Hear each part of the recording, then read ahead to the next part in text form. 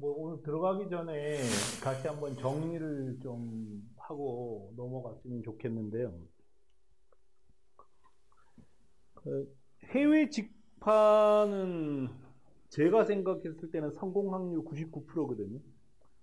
그러니까 왜 그러냐면, 자, 일본으로 넘어갔는데도 일본 상품하고 경쟁력이 없는 한국 상품은 한국에서도 있을 가치가 거의 없어요. 그렇지 않겠어요? 그러니까 일본으로 넘어가서 일본 상품하고 가격 경쟁력이 없는 상품이라면 무슨 가치가 있냐는 거죠, 한국에서. 그렇잖아요. 그 다음에 중국에 가려고 해봤더니 경쟁력이 안 된다. 그럼 어차피 망할 비즈니스란 말이에요, 그것도. 시간의 문제일 뿐이라는 거죠. 그래서 그래도 한국에도 살아남고 있다. 그런 제품은 일본에 갔을 때 경쟁할 수 있다는 거죠. 실제로 그렇다는 거예요. 그래서 제가 사이트를 거의 한 5개 만든 셈 아니에요? 그러니까 반보로넷이라는 택배 박스를 판매하는 사이트 만들어서 그것도 지금 한 연간 50억 매출 하잖아요, 일본에. 그리고 명함이라는 인쇄물 판매하는 사이트 만들어서 80억 매출 하잖아요. 그 다음에 어쨌든 마꾸마꾸라고 실사출력물 사이트 만들어서 잘 팔고 있잖아요.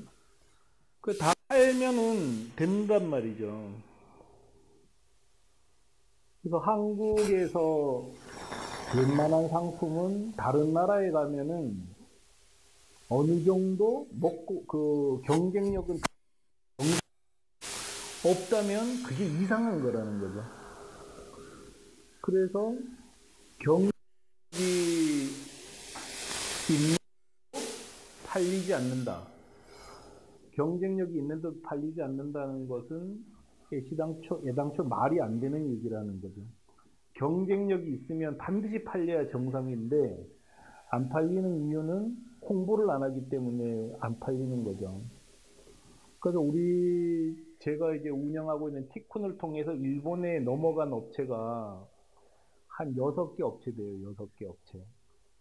그 6개 업체 중에 광고를 제대로 하는 업체는 하나도 없어요. 딱 한 업체가 한 달에 100만 원 정도 광고해요. 근데 광고를 안 하니까 팔리지 않는 거죠. 이게 이제 현실인 것 같아요. 현실에서 야, 난 정말 이거 하면서 뭐 그럴 수 있겠다 싶었지만 한국의 소상공인들은 진짜 이제 돈이 다 떨어진 것 같아요. 한 달에 500만 원 광고를 못 한단 말이에요. 그러면 한국에서 쇼핑몰을 운영한다 그러더라도 광고비를 지출하지 않고 쇼핑몰을 운영할 수 있는 거는 불가능한 일이에요. 그죠? 그래서 해외로 넘어가기만 하면은 무조건 성공하는 줄 알면서도 못 넘어가고 넘어간 사람들도 홍보비를 지출하지 않아요. 그래서 참 안타깝죠. 어떻게 할 수가 없어요. 제가 뭐 도와줄 방법도 없고 너무 안타까운 것 같아요.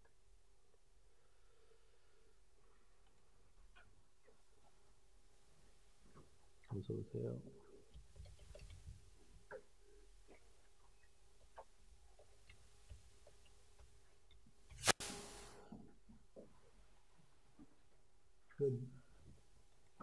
저는 정말 운이 닿아서 왕창 투자를 받으면 그냥 홍보비를 대주고 싶어요. 정말. 어차피 해소할 수 있으니까. 근데 제가 이런 마음을 먹었기 때문에 투자를 안 하는지도 모르겠어요.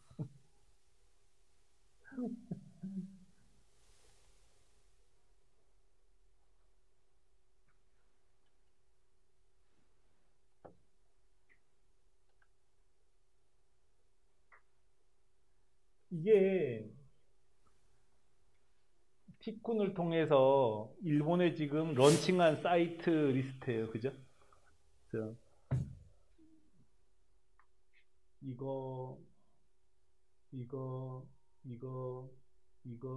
이거는 우리가 티쿤이라는 해외 직판 지원 서비스를 통해서 그런 서비스를 통해서 우리가 직접 나간 거예요. 우리가 직접 하는 거예요. 근데 보면 다 성장하잖아요. 에드프린트도 쭉 성장하죠. 이거는 인쇄물 판매하는 사이트예요. 이거는 우리 건 아니에요. 우리가 임대해준 코너인데 이 사이트는 페이지물, 책자를 만드는 사이트예요. 그 책자 사이트도 어쨌든 1억 단위에서 계속 올라가서 잘 하고 있잖아요. 그죠? 이거는 실사출력물 사이트예요. 정말 잘 올라가잖아요. 매출 다 올라갔잖아요. 부직포 정말 화려하지 않습니까? 택배박스가 우리가 운영하는 게 아닌 하나, 둘, 셋, 넷, 5개에 속해 있는 것 중에서 유일하게 한 달에 100만 원씩 홍보하는 업체예요. 올라가잖아요. 꾸준히 올라간단 말이에요. 이유는 뭘까요? 계속 강조하지만 가격 경쟁력이 있기 때문에 일본 손님들이 사주는 거죠.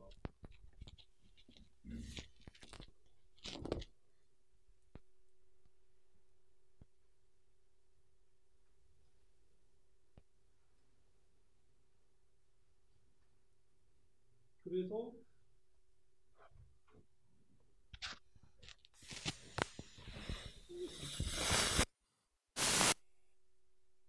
가격 경쟁력이 있기 때문에 홍보만 하면 되는데 그거를 하지 못하고 있는 거죠.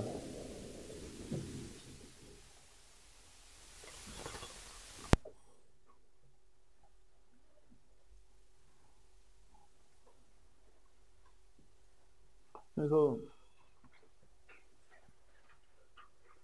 이렇게 어느 나라나 자기 나라에서 다른 나라로 물건을 팔면 성공할 가능성은 엄청나게 높아요. 그래서 옛날부터 무역업이 돈을 버는데 매우 좋은 수단이 됐었던 거고요. 근데 그 무역업이 지금 인터넷으로 넘어온 거죠. 그래서 인터넷으로 해외로 판매하려는 시도들이 계속 왕성하게 이루어지고 있는 거예요. 그래서 제가 5가지 방법이 있다 그랬어요. 지금 인터넷을 이용해서 다른 나라에 물건을 파는 방법 5가지가 있는데, 첫 번째는 역직구 방식이 있다 그랬잖아요. 첫 번째 방식은 한국에다가 쇼핑몰을 열어놓고 다른 나라 손님이 오기를 와서 사도록 하는 게 역직구잖아요.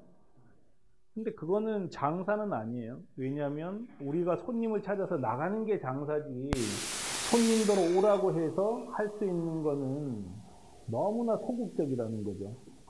지나칠 정도로 소극적이고 역직구로 할 수 있는 일은 거의 없습니다.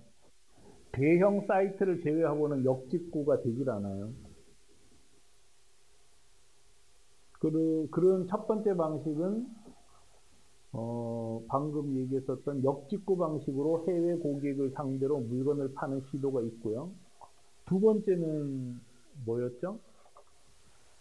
다른 나라 쇼핑몰에 들어가서 물건을 파는 방식이, 신문에서는 계속 지금 그걸 하자고 얘기하는 거예요. 그래서 일본의 라쿠텐에다가 입점해서 판매하거나, 중국의 타오바오에 입점해서 판매하거나, 미국의 이베이에 입점해서 판매하거나, 이런 게 전부 다 다른 나라 쇼핑몰에 입점해서 판매하는 방식이죠. 그러다 보니까 이게 변형이 하나 된 거예요. 뭐냐면 한국에서 무역협회가 일본에다가 그런 사이트를 하나 만든 거예요. K몰24. 그래서 한국 판매자가 거기 들어와서 판매해라. 이것도 형식에서 보면 결국은 입점이잖아요. 그죠? 이해되시죠? 그런 방식으로 하는 거죠. 근데 그것도 지금까지 성공 사례가 보고된 적이 없어요. 그 다음에 또 하나는 저희 같은 방식이에요. 그러니까 우리를 통해서 그러니까 사이트를 만들 수 있는 프로그램을 제공하는 방식이죠. 호스팅 방식이라 그러는데 우리 같은 방식이 있고 마지막에 쓰는 방식이 자기가 직접 나가는 거예요. 자기가 직접 해외로 나가서 판매하는 방식인데 지금까지 성공 사례로 보고된 거는 마지막 방식밖에 없어요. 마지막 그러니까 내가 일본에 법인을 만들고 일본어 서비스를 하는 거죠.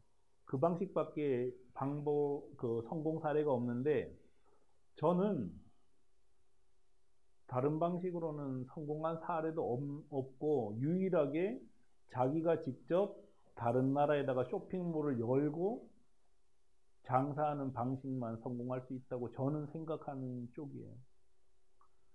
그래서 제가 그 권하는 방식은 해외 직판 중에서 가장 원형이죠, 원형. 프로토타입. 그러니까 진짜 해외 직판다운 해외 직판을 처음부터 하시라는 거예요.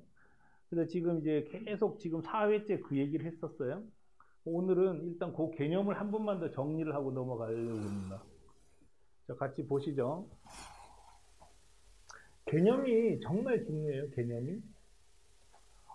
그래서 제가 얘기하는 티쿤식 해외 직판은 우리나라에서 이거는 일본 분들 입장에서는 일본에서 이렇게 해석하면 되는 거예요. 그렇죠? 우리나라에서 다른 나라 소비자를 상대로 하는 거예요. 다른 나라 소비자를 상대로 그 나라 토착 사이트와 전혀 구별할 수 없도록 그 나라 토착 사이트하고 전혀 구별할 수 없도록 운영하는 인터넷 전자상거래라는 거죠. 그러니까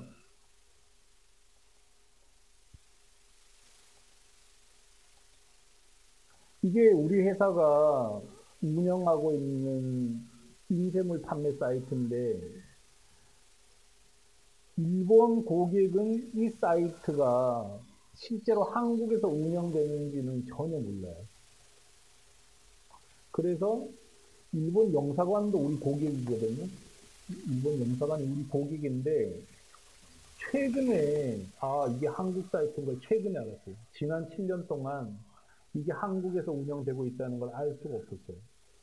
그럴 수밖에 없죠. 왜냐하면 운영자는 일본에 있는 아도프린트잖아요. 일본에 있는 아도프린트 사이트 운영자예요. 그래서 이 아도프린트라는 회사는 우리가 100% 출자해서 만든 우리 해외 법인이에요. 이해되시죠? 그럼 실제로 운영자는 한국에 있는 여수룬이지만 일본 고객은 여수룬하고 직접 단계가 오사카에 있는 아도프린트고 그 다음에 일본어로 다 돼 있고 전화를 걸면 전부 일본 전화번호고 한국에서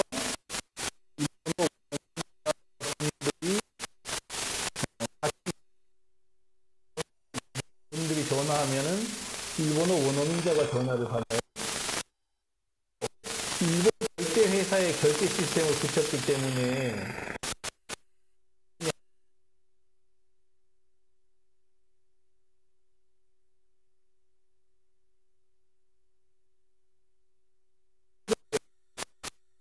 너무 많은 사람들이 전자상거래든 오프라인 상거래든 가장 중요한 게 신뢰라는 거를 너무 쉽게 생각하는 거죠.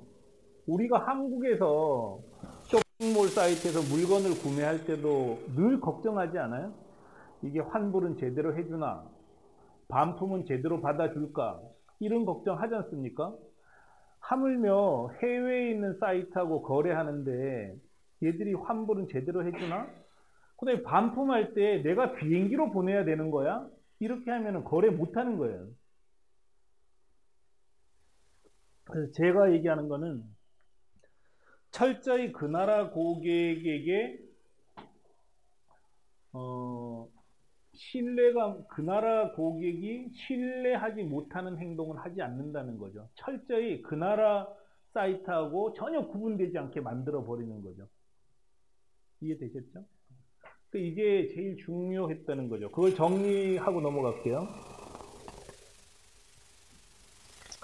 그래서 우리나라에서 다른 나라 소비자를 상대로 해당 나라 토착 사이트와 전혀 구별할 수 없도록 운영하는 인터넷 전자상거래가 시퀀식 해외 집판 방법이라는 거예요. 이해되셨죠?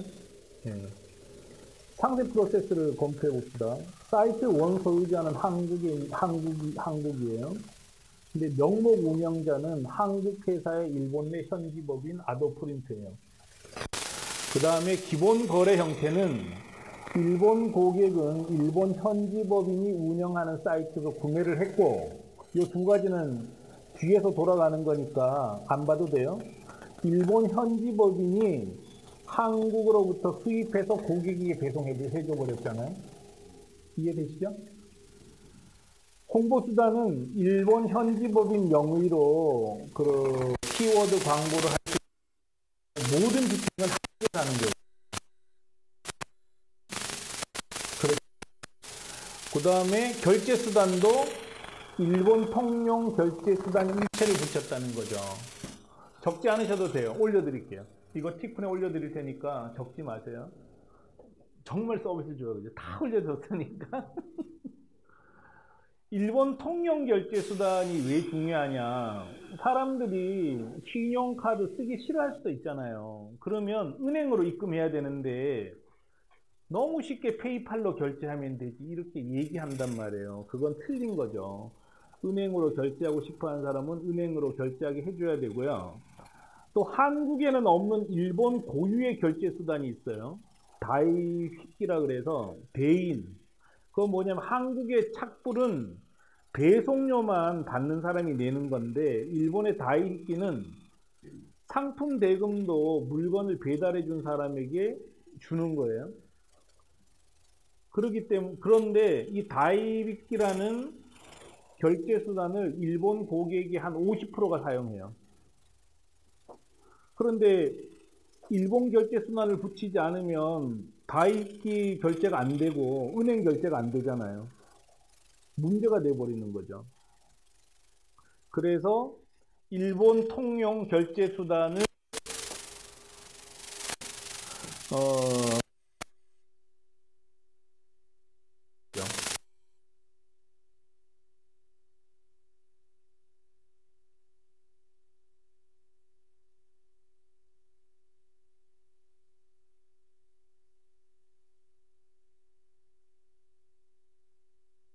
하잖아요.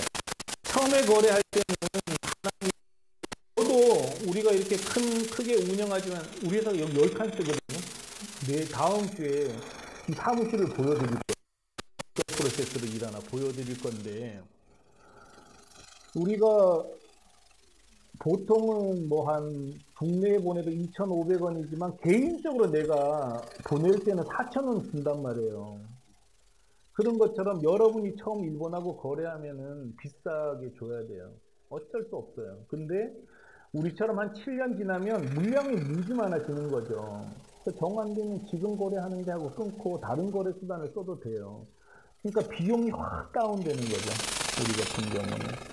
그래서 국제 배송은 한국 원회사가 일본 법인으로 발송한다. 그러니까 판매자는 우리 회사로 보냈다가 우리가 모아서 일본 법인으로 발송하는 거죠. 그러니까 항공을 이용함으로 24시간 이내에 배달할 수 있다는 거고, 그래봤자 항공 정도의 1.3배 정도밖에 안 된다는 거예요. 일본으로. 전화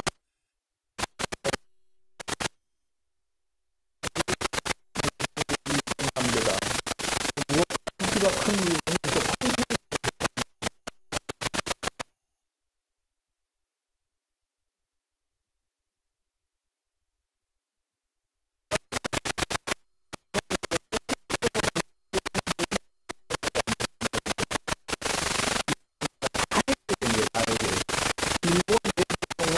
일본 현지 법인이 일본 택배회사 점표를 붙여서 일본 법인에게 개인에게 배달해줘요.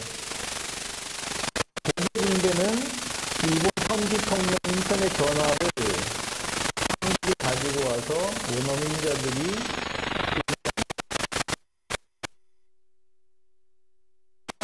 일본 사이트 연결되지 않으므로 제기되지 않는다는 거죠. 단점은 뭘까요? 일본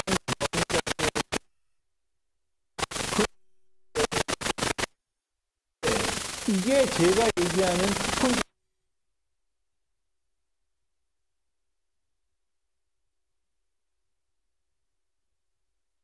자기 나라 사이트하고 전혀 못한다는 거죠. 유일하게 구분되는 3년에 한 번 오는 태풍 와서 비행기가 못 돼 있죠. 그때 그러면 어쨌든 일본 물건보다 가격이 싸고 배송 기간이 더 길지 않고 그 다음에 뭐 불안하지 않는데 안 팔린다는 건 있을 수가 없는 일 아니겠어요? 그래서 무조건 하시라는 거예요. 그렇다고 우리가 지금 뭐 돈 받는 것도 없어요. 처음에 시작하면 300만 원은 받아요. 착수금. 300만 원 받았다가 광고비로 다 돌려준다 그랬잖아요. 근데 300만 원도 안 받으니까 한다고 해놓고 우리도 고생한단 말이에요, 처음에. 근데 안 해버리는 것 때문에 할 수 없이 받는 거예요.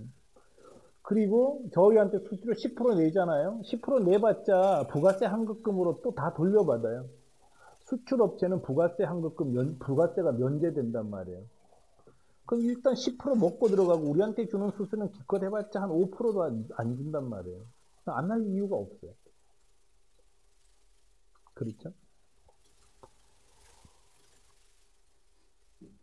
그런데도 불구하고 못하는 이유는 있다는 거죠. 왜 못하냐? 인터넷 비즈니스는 돈이 매우 많이 간다는 거를 알고 있기 때문에 여러분 스스로도 안 알아요. 그래서 인터넷 비즈니스는 돈이 많이 들어가기 때문에 못하는 거예요.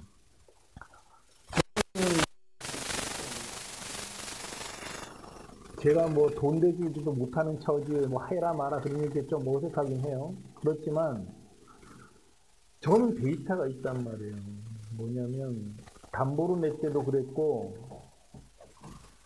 하면 무조건 남는 거예요. 정말 하기만 하면 이만큼 이렇게 계속 매출이 올라가요. 무조건 올라갑니다.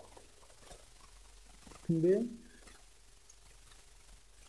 이 기간이 저는 몇 년 걸렸냐면 흑자 내는데 거의 한 6, 7년 걸린 것 같아요, 저는.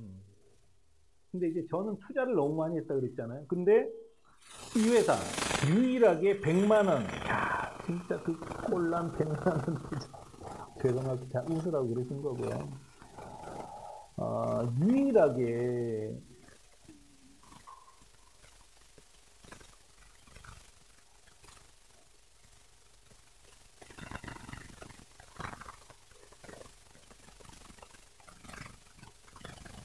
이 회사가 100만 원씩 광고해서 이때 3월 달에 처음 런칭했어요.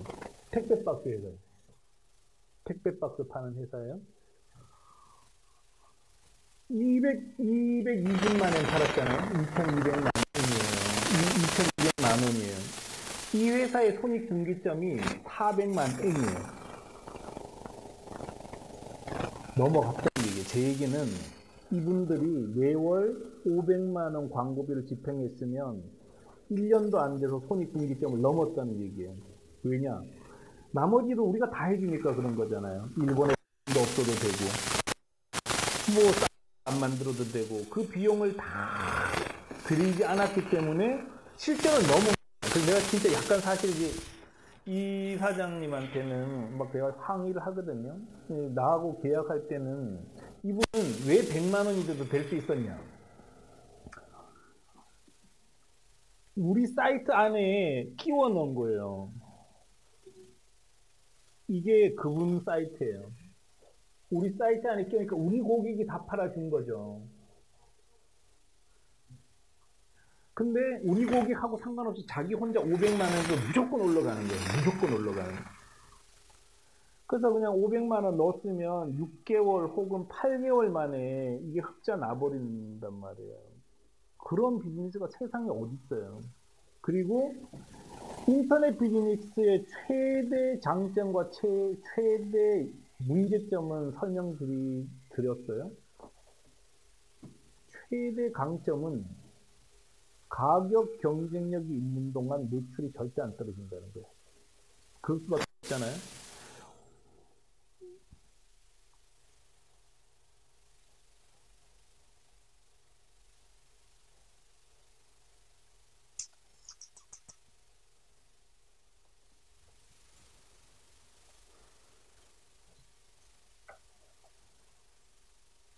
매출이 한 번도 안 떨어졌잖아요. 계속 올라가게 돼 있어요. 거의 법칙처럼. 왜냐?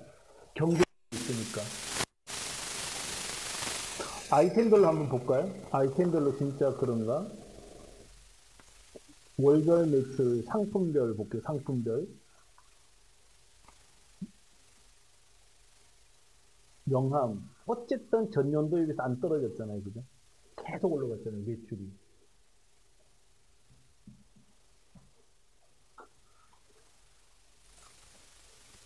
이런 거는 잘 안 돼. 마그네틱 이런 거는 들쑥날쑥해요.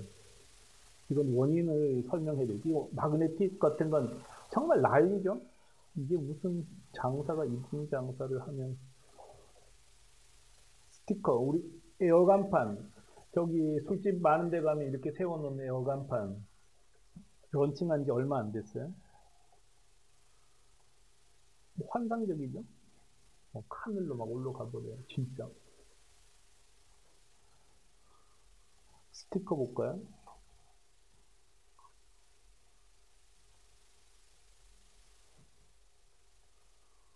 절대 안 떨어져요. 절대 안 떨어져요. 우리가 현수막 사이트 한번 볼까요?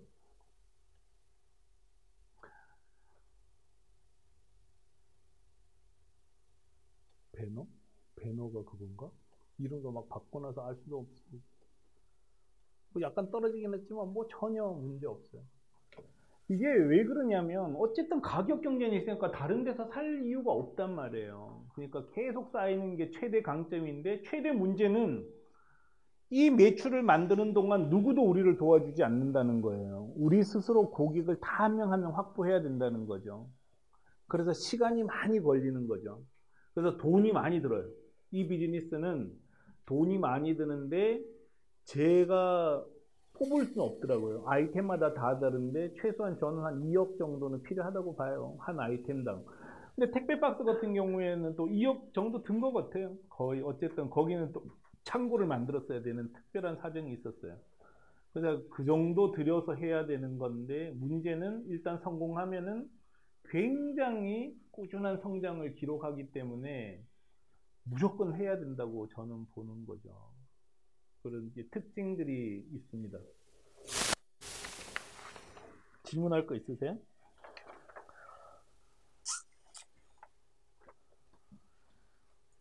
자, 오늘 여기까지 했었죠? 그래서 대략 되풀이하는 거는 여러분이 좀 확신을 가지시라는 뜻이고요. 그 다음에 지난번에 이제 성공하기 위한 몇 가지 조건들을 얘기를 했어요. 그죠? 그래서 일단은, 어쨌든 아이템은 먹혀야 된다는 거죠. 그러니까 사람보다 더 중요한 게 아이템이라고 생각해요, 저는. 아이템만 되면은 좀 저처럼 어리버리해도 다 돼요. 저는 경영 잘하는 사람은 진짜 아니에요. 근데도 택배 박스는 갖다 놓으면 싸고 좋으니까 사가는 것 뿐이었단 말이에요. 명함도 싸고 좋으니까 산 거지 제가 뭘 할 수 있었겠어요. 한국에 앉아가지고. 할 방법이 없었어요. 근데 문제는 한국에서 나오는 제품은 되게 싸고 좋다는 뜻이에요. 그렇지 않으면 어차피 죽었어요. 일본 상품하고도 경쟁하지 못한 한국 상품은 진작에 끝났단 말이에요. 그렇기 때문에 한국에 있는 상품은 대개의 경우는 일본이나 중국으로 나가면 무조건 경쟁력이 있습니다. 일본에 있는 상품도 중국이나 한국 나오면 또 다 경쟁력이 있어요. 그 나름대로 이 디자인과 그 나름대로 유니클로가 똑같은 거죠. 그 층에 다 맞게 돼 있다는 거죠. 해외에 나가면. 그래서 아이템이 중요하다는 말씀을 드렸고, 그러니까 인터넷 비즈니스의 특징이 어쨌든 시간이 오래 걸린다는 것, 시간하고 싸움이라는 것, 그걸 좀 이해하시고 사업하시면 된다. 이런 말씀 드렸어요. 그래서 오늘 하려는 거는 마케팅이에요, 마케팅. 그래서 그래도 경쟁력이 있고 홍보만 하면 되는데 홍보도 방법이 중요하잖아요. 이제 그거를 저희가 한 10몇 년 했죠, 저도. 10몇 년 하면서 경험했던 거를 지금 전해드릴 겁니다.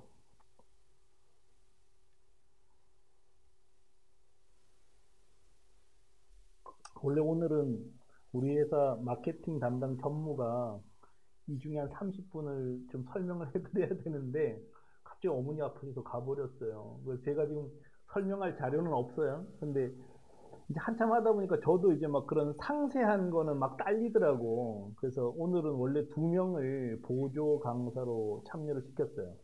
하나는 한 분은 이현철 전무고 또 한 분은 현재 우리 회사에서 키워드 광고를 담당하는 김초연 씨를 좀 이따가 한 30분 동안 경험을 얘기하게 할 거예요. 왜냐하면 무슨 이론을 전달하지는 못하지만 진짜 김초연 씨가 집중해서 그 일에 종사해서 한 광고비를 반으로 줄였어요. 반으로. 우리가 4,500만 원 쓰던 효과를 2,500만 원 갖고도 나오게 만들어 놓은 거예요. 그래서 이론적으로는 전달은 못할 것 같아. 오늘 처음 이런 거 시켰기 때문에. 그렇지만 자기가 느끼고 겪었던 거는 여러분이 그냥 그 자체 여러분에게 소중할 것 같아요. 그래서 이제 그런 식으로 진행을 할 거고요. 제가 지금 저가 지금 이쪽은 준비 안 됐으니까 다음에 여건이 되면 하겠지만 가장 기본 원리는 뭐냐? 가장 기본 원리는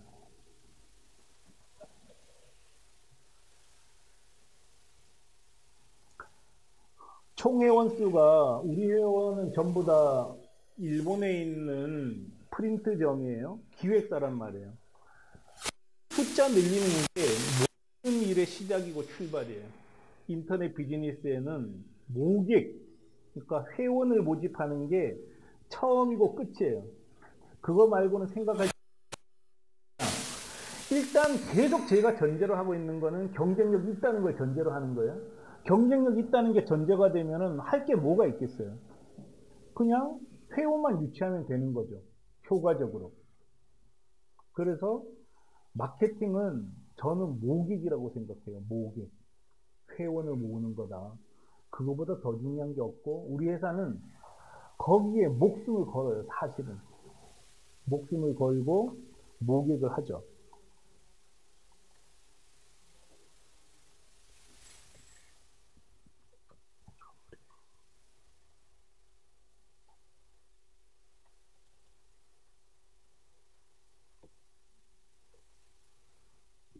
2013년도 대비 2014년 회원가입 경로별 성장률이에요. 우리 회사를 보면은 지인의 소개로도 많이 들어와요. 지인의 소개. 입소문 통해서 들어오는 거죠. 그 다음에 야후 검색이라고 돼 있는데 이거는 표현이 잘못됐어요. 오버추어 검색이에요. 왜냐하면 야후에만 따로 검색어 광고를 하지는 못해요. 오버추어를 통해서 광고를 하면 야후를 비롯해서 10개 사이트에 동시에 한꺼번에 광고가 집행돼요. 이해 다 하시죠, 지금? 혹시 모르시면 물어보셔요. 그래서 요거는 초연 씨도 여기 그냥 오버추어 검색 광고로 바꿔. 예? 이거, 그럼 맞죠? 10개 나가는 거 맞지? 그지? 예, 일본의 오버추어 광고 대행회사, 인터넷 광고 대행사 오버추어를 통해서 홍보를 하면 10개 사이트에 동시에 광고가 돼요. 그거 말고는 구글 검색 광고는 에드워즈라고 해서, 에드워즈 맞아요? 그거 따로 또 광고하는 거예요. 이거는 광고 이메일이에요. 광고 이메일. 예? 이메일 광고. 그타는 뭔지 모르겠어. 전시회. 우린 전시회 참여했어요. 그 다음에 영업사원을 통해, 우리 오프라인 영업사원이 있어요. 그타 검색, 뭐 또 있나 보죠? 뭐 인쇄 가격 비교 사이트, SNS, 카탈로그 이런 방식으로 마케팅을 했다고 봐도 되겠죠? 근데 놀라운 게 있지 않습니까? 돈 들어간 건 똑같이 들어갔어요. 근데 야후 검색으로 작년에는 1614명이 가입했는데 올해는 3700명이 가입했어요. 돈은 똑같이 들어갔는데. 김초연 씨가 한 진짜 아니? 맞아요. 구글도 작년엔 1145명을 유치했는데 2014년에는 3091명이 가입한 거예요. 그래서 티콘 저희하고 하면 어쨌든 광고비도 반으로 줄여드리는 거예요. 이걸 지금 전달 다 해드릴 거니까. 광고 이메일 작년에는 112명 했는데 이걸 새로운 수단으로 우리가 개척한 거예요. 이메일 DM을 통해서 1200명이나 가입시켰어요. 엄청난 거예요. 엄청난 거. 근데 이거는 처음에는 우리가 이메일을 대신 싸줬는데 이제 그건 못해요. 왜냐하면 막 항의도 들어오고 난리가 나서 이건 못해. 대신에 저희가 기가 막힌 선물을 드릴 수 있을 거예요. 앞으로 뭘 취급하시려고 그러셔요? 혹시 아직 계획 없어요?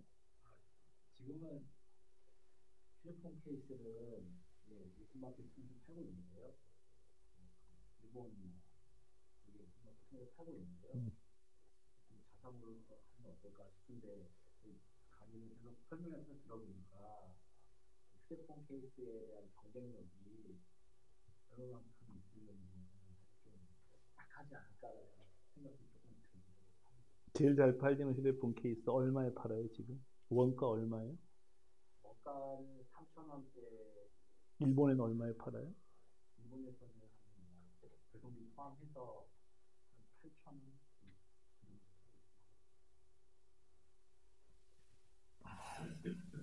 그럼 볼까요? 얼마에 팔고 있나?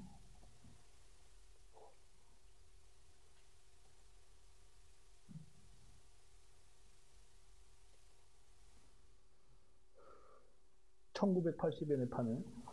19,800원. 원가 얼마였죠? 이거하고는 좀 딸려요? 좀 많이 국내 대량으로 많이 유통되는 상품이다 보니까 하여간 근데 그거는 그거대로 또 팔릴 거예요. 근데 휴대폰 케이스를 파시겠다고 이제 신청을 하면 다른 거는 잘 못 도와줄 수도 있는데 다른 것도 엄청나게 도와주죠. 휴대폰 케이스를 온라인에서 휴대폰 케이스를 취급하고 있는 모든 사이트의 사이트 리스트를 드릴 수 있어요. 우리가 전화하는 거죠. 그래서 소매로도 팔고 도매로도 팔고 엄청난 거예요, 그죠? 그런 거를 지원해 드릴 수 있습니다.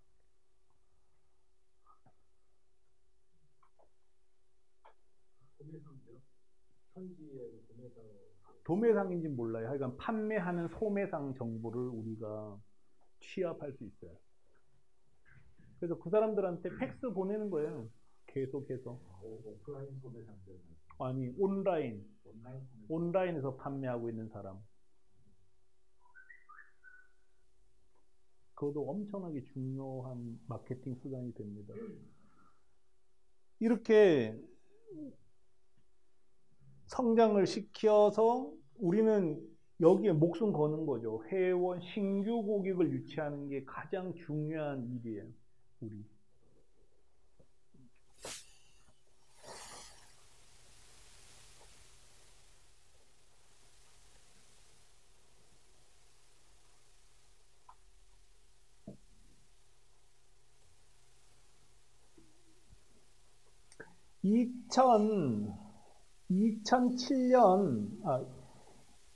(2008년 12월 달에 가입한 우리 고객은 지금 어떻게 되었을까를 보는 거예요. 2008년이면 6년 전에 우리 사이트에 들어온 고객이 지금은 어떻게 되어 있을까? 2008년 12월 달에 주문한 고객,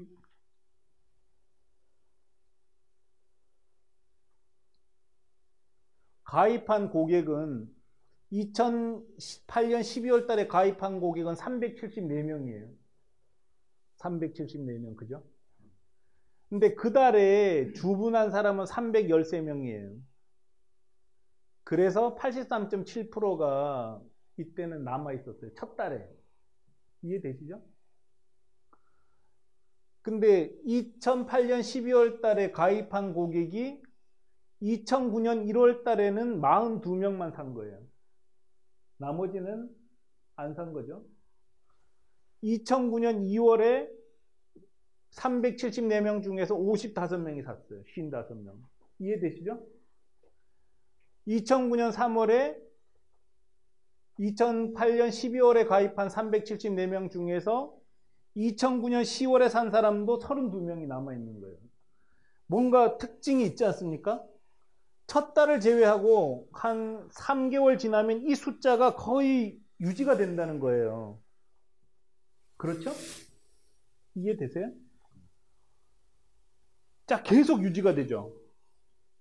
그럼 지금 6년 전에 우리 고객이었던 사람이 아직도 27명이 살아있다는 거예요. 이게 무슨 얘기인지 아시겠죠? 고객이 누적돼. 고객이 계속 쌓여있는 데다가 새로운 고객이 와서 70%는 30%는 쌓여있다는 뜻이죠. 그럼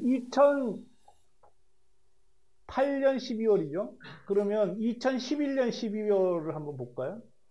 2011년 12월에는 699명이 가입을 했어요. 근데 첫 달에는 474명이 사고 112명이 사고 사더니 계속 이 숫자를 유지해주고 있는 거잖아요. 좀 더 늘어난 거죠. 이건 왜 그럴까요? 첫 번째 들어왔던 고객들은 실망해서 나간 사람이 너무 많다는 뜻이에요. 근데 지금은 상품도 좋아지고 서비스도 좋아지니까 잔류 고객이 많이 늘어난 거죠. 2013년 12월에 산 사람들은 어떻게 됐을까요? 6개월 후에. 거의 비슷하네요. 거의 요 정도 숫자가 남네요. 그죠? 50명 정도가 남는다는 거예요. 그 달에 가입한 사람 중에. 50명이 남은 게 아니라 50명이 산 거니까 모든 사람은 사지 않았다고 보면은 한 100명 정도가 남았다고 볼 수 있을 것 같아요. 이해되세요? 근데 어쨌든 이 숫자가 계속 남기 때문에 고객군이 형성되는 거예요. 자기 고객군이. 그러니까 광고비는 고정비잖아요. 매달 3천만 원씩 계속 투입하면은 어쨌든 고객층이 두터워지는 거죠. 그래서 이 신규 매출 구조가 형성된다는 거죠. 그래서 이 매출표가 나오는 거죠. 계속 작년에 있었던 고객 중에 살아남고 해서 층이 눈이 쌓이듯이 계속 두터워지는 거예요. 절대로 안 깨지는 구조가 이래서 형성이 된다는 뜻입니다. 이해되셨죠? 예. 그래서 가장 중요한 거는 모객이에요, 모객. 물론 영업에서 가장 중요한 거는 기존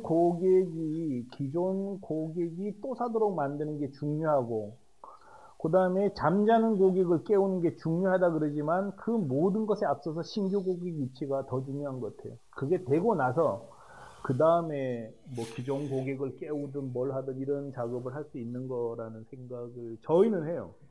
그래서 그 회원 유치, 모객에 거의 목숨을 거는 거죠. 지금은 한 달에 한 4,500만 원 써요. 그 홍보비로. 근데 초창기에는 300만 원 썼고요.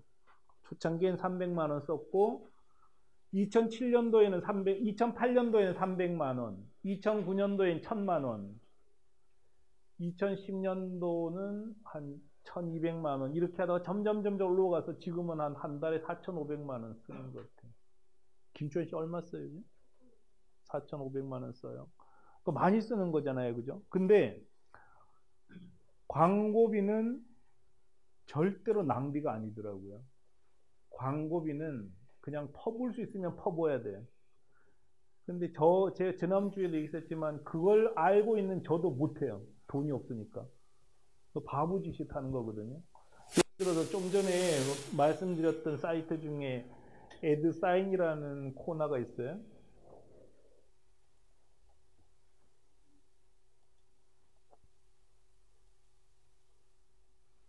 이거를 우리가 새로 만들었어요. 에드사인이라는 사이트를 새로 만들어 놓고 광고비를 제대로 집행 못 하는 거예요. 나 솔직히 진짜 바보라고 생각하거든요. 이거는 그냥 광고비 넣으면 매출이 나오게 돼 있는 사이트예요. 싸니까. 근데도 이제 엔저가 오니까 이제 항상 그렇더라고. 이게 CEO가 그래서 중요한 건데, 지금은 뭐 CEO보다 더 중요한 게 엔저예요. 돈이 없으니까 못하긴 해요. 근데 여기에다가 그냥 2천만 원씩 박으면 그냥 쭉쭉 올라간단 말이에요. 근데도 겨우 500만 원. 요새 얼마 집행해요? 초연 씨요? 여기는? 한 달에 얼마야?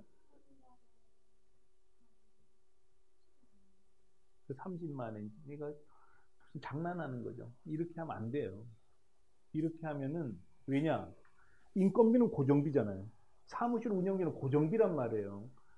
근데 광고비는 집어넣으면은 비용이면서 동시에 매출을 발생시켜 버리기 때문에 이 낭비를 막아주는 게 광고비라고요.